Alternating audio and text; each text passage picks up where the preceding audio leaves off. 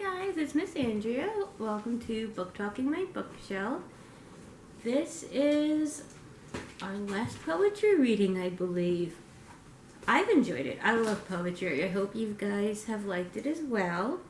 So today we're going to do the 3 poems from Emily Dickinson. So I want to read you first, though, an introduction on her life.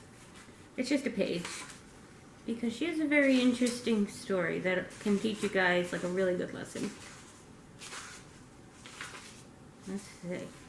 So, in 1862, Thomas Wentworth Higginson received 4 poems enclosed in a letter from a woman in Amherst, Massachusetts. The poems were sent to Higginson for a professional opinion, since his reputation had established him as a professional man of letters.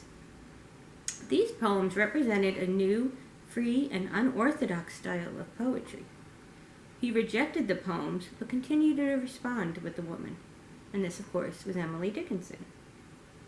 It may be very well that the rejection and criticism of her poetry pushed Dickinson back into obscurity and kept her name as well as her poetry unknown during her lifetime.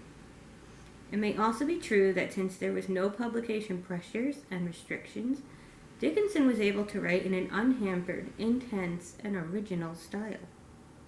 After she died in 1886, her sister Lavinia discovered a box containing hundreds of her poems. And then after that, they had them published. So she wasn't even published until after she died. So basically the lesson would be, don't listen to people. If you get rejected, try someone else, right? Or try whatever situation you're in, not just publishers, but just life in general. Just keep going with it, because her poems are amazing. They realized it after she died. They changed them a little bit, but just keep trying, I guess, is my point. So I'll read you 3. Hers are pretty short. All right. I'll save my favorite for the second one.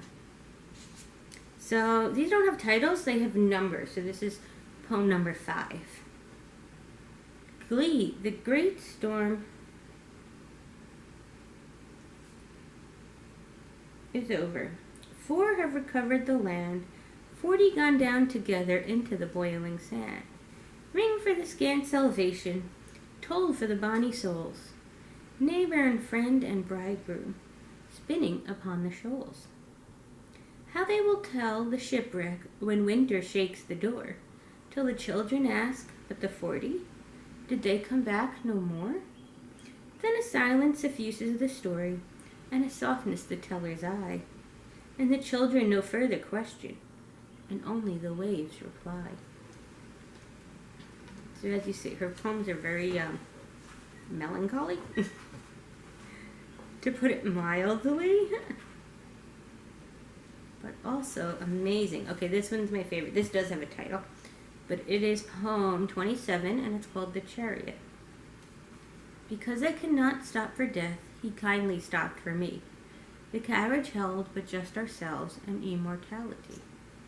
We slowly drove, he knew no haste, and I had put away my labor and my leisure too, for his civility. We passed the school where children played, their lessons scarcely done. We passed the fields of gazing grain. We passed the setting sun. We paused before a house that seemed a swelling of the ground. The roof was barely visible, the cornice but a mound. Since then 10 centuries, but each feels shorter than the day, I first surmised the horses' heads were toward eternity. That's probably one of her most famous poems. And one more. Okay. Morns like these we parted, noons like these she rose, fluttering first then firmer, to her fair repose. Never did she lisp it, and 'twas not for me. She was mute from transport, I from agony. Till the evening nearing, one the shutters drew, quick a sharper rustling, and this linnet flew. 3 go. That's our last poem. Next month is Asian American Pacific Islander month.